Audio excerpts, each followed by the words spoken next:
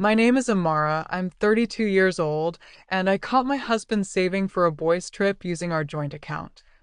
I found out he used our joint savings for a secret trip. I transferred the money back, and he found out at the airport. Before I continue, subscribe and comment where you're watching from, because this still hurts to say. For 6 years of marriage, I believed we were building something together. That joint account wasn't just numbers on a screen. It was our future. It was the house we talked about buying, the kids we wanted to have, the vacations we'd take together when we finally had enough saved up. Every dollar in there represented a sacrifice one of us made for the other. I remember the day we opened that account. David held my hand as we sat across from the bank representative, and he said, "This is it, babe. No more his money, her money. It's all ours now." I felt so safe in that moment, so loved, like we were finally a real team. For 3 years, I watched that balance grow. Every time I wanted new shoes, I'd think about our future home and put the money in savings instead. When my friends went out for expensive dinners, I'd make excuses because every $20 mattered to our dreams. I started bringing lunch to work instead of buying it. I canceled my gym membership and started running outside. I even stopped getting my nails done, something that might sound small, but it was my one monthly treat. David said he was doing the same thing. He'd complain about how tight money was, how he couldn't go out with his friends as much, how he missed his old lifestyle. But he'd always end it with, "It's worth it for us, though." And I believed him. God, how I believed him. I was so proud of our discipline. When our friends would joke about being broke, we'd just smile and change the subject. We were the responsible ones, the ones with a plan. We were saving for something bigger than instant gratification. The account hit $15,000 last spring. I remember taking a screenshot and sending it to David with heart emojis. He texted back saying he was proud of us, that we were so close to having enough for a down payment. That night, he held me and whispered about the garden I'd have in our backyard, about the kids' rooms we'd decorate together. But then things started feeling different. It was small at first.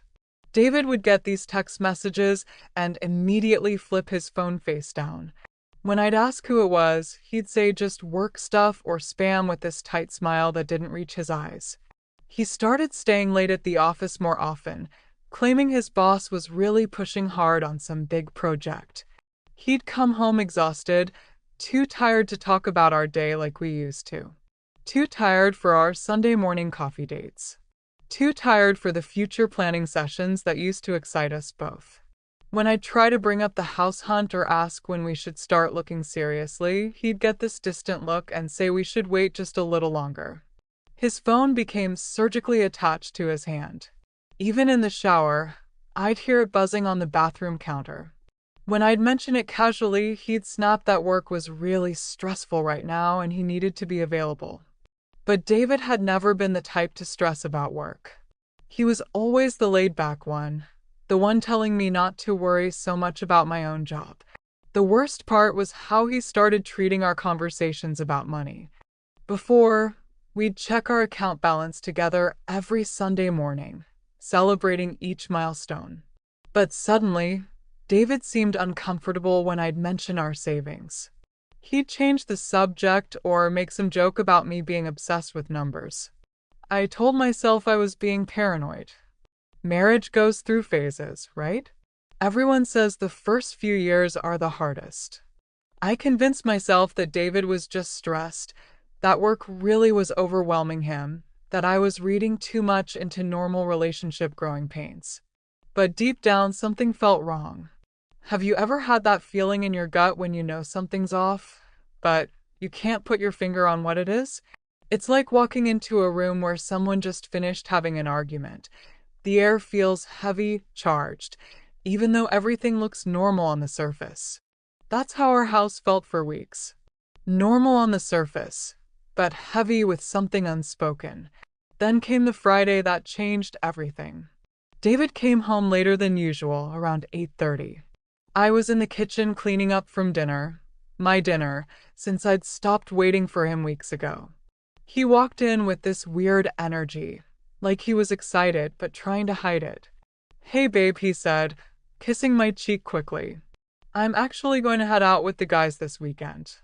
Jake's organizing some last-minute thing, and I could really use the break." I turned around surprised. "Oh, what kind of thing? Where are you going?" His answer was vague. "Just a weekend trip. Nothing fancy, probably camping or something. You know how Jake is with his spontaneous ideas." I smiled and nodded, but something felt off. David hated camping. He hated being away from comfortable beds and reliable Wi-Fi. In all our years together, I'd never once heard him express interest in any kind of outdoor adventure with his friends. "That sounds fun," I said carefully. "When are you leaving?" "Tomorrow morning, early. We're driving, so probably around 6 a.m. 6 a.m.? For someone who considered sleeping past 9 to be an early day, this was completely out of character. But I just nodded again and told him to have a good time. That night, David was on his phone constantly. He said he was coordinating with the guys about departure times and who was bringing what. But I caught glimpses of his screen, and the messages didn't look like camping coordination. There were airplane emoji and hotel booking confirmations. I didn't sleep well that night. Every instinct I had was screaming that something was wrong, but I couldn't bring myself to confront him. Part of me was afraid of what I'd find if I dug deeper.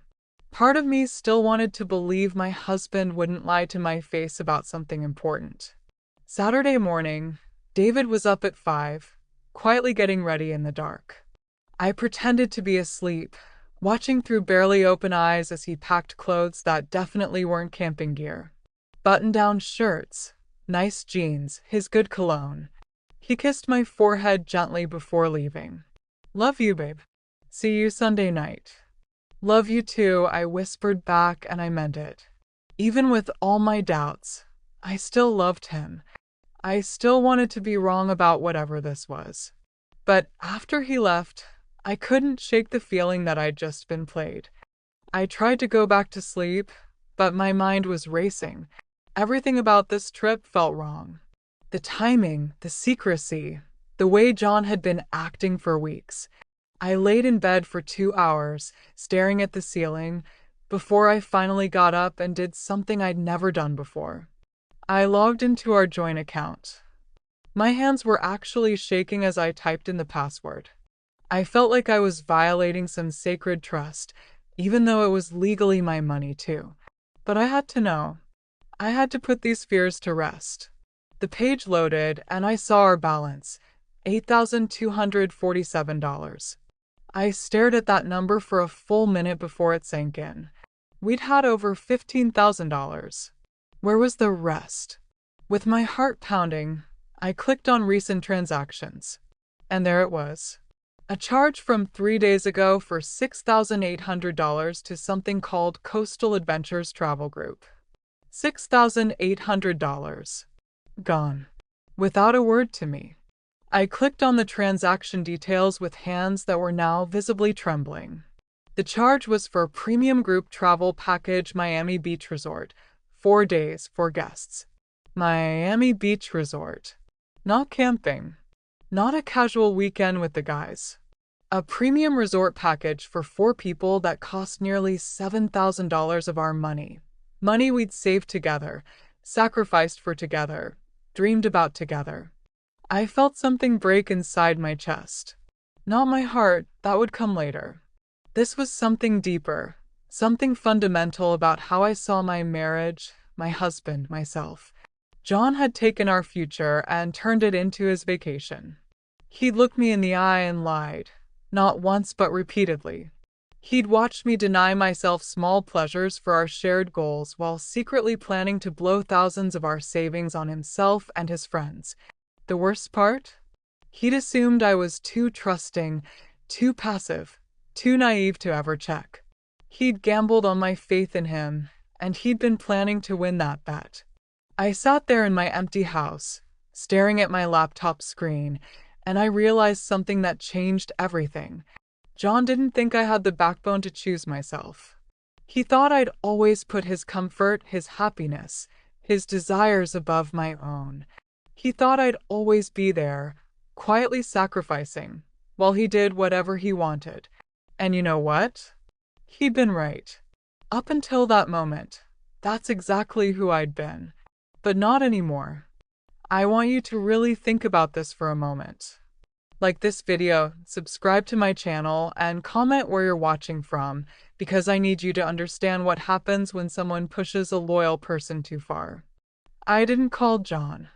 I didn't text him in anger. He appeared in the doorway with his travel bag, looking exhausted and defeated. This wasn't the confident man who'd kiss me goodbye Saturday morning.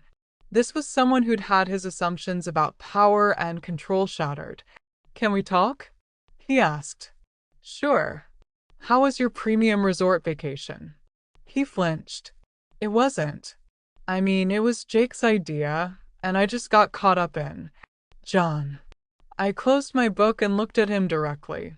"Don't lie to me again. I've seen the receipts. I know exactly what you paid for and when you booked it. So if you want to have this conversation, we're going to have it honestly." He stood there for a long moment, and I watched him realize that something fundamental had changed.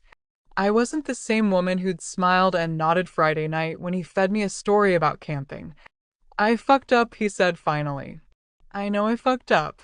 Tell me what you fucked up." I took money from our account without asking you. I lied about where I was going and what I was doing. Why?" He was quiet for so long I thought he wasn't going to answer. "Then, because I thought you'd say no. So you decided to just take it anyway." I thought I could pay it back before you noticed." "How?" Another long pause. "I don't know. You don't know. You spent nearly $7,000 of our savings, money we've both sacrificed for, on a vacation for yourself and your friends, and you didn't have a plan for how to replace it." When you say it like that, I'm saying it exactly like it is, John. You gambled with our future. You lied to my face. You assumed I was too stupid or too trusting to ever find out. And when I did find out, when I took back what was already half mine to begin with, you called me unreasonable. He had no answer for that. "The money's back in the account," I continued. "I transferred it back this morning. But that's not really what this is about anymore, is it?" "What do you mean?" "I mean that for 6 years, I've been building a marriage with someone who apparently sees me as an obstacle to his happiness rather than a partner in it. Someone who thinks my role is to sacrifice quietly while he does whatever he wants. That's not. I don't see you like that. Don't you? Because when you wanted to go on this trip, you didn't think about including me. You didn't think about discussing it with me. You didn't think about whether taking that money would impact our goals.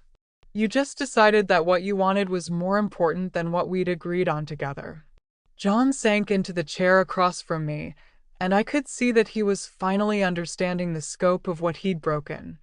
"I'm sorry," he whispered. "I'm so sorry, Melinda. I don't know what I was thinking. You were thinking that I'd never find out. And if I did, that I'd forgive you anyway because that's what I always do." He looked up at me with red eyes. "That's not. I didn't think about it like that. But that's exactly what happened, isn't it? You counted on my loyalty to cover for your selfishness." We sat in silence for several minutes. I could see John processing, probably for the first time, what his actions actually meant. Not just the money, but the deeper betrayal of trust and partnership. "What happens now?" he asked finally. "I don't know," I answered honestly. "I know that I'm not the same person I was Friday night. I'm not going to go back to being someone who puts everyone else's comfort above her own dignity." "Does that mean? Are you leaving me?" "I don't know yet. But I know that if you want this marriage to survive, things are going to be very different from now on." "Different how?" "Every financial decision gets discussed. Every plan that affects our future gets made together. No more secrets, no more lies, no more assumptions that I'll just go along with whatever you decide is best." John nodded rapidly. Yes, absolutely.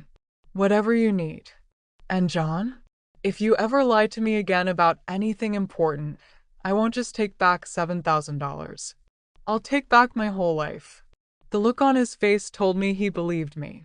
It's been 3 months since that weekend, and our marriage is complicated. John has been trying, going to therapy, being more transparent, actually including me in decisions.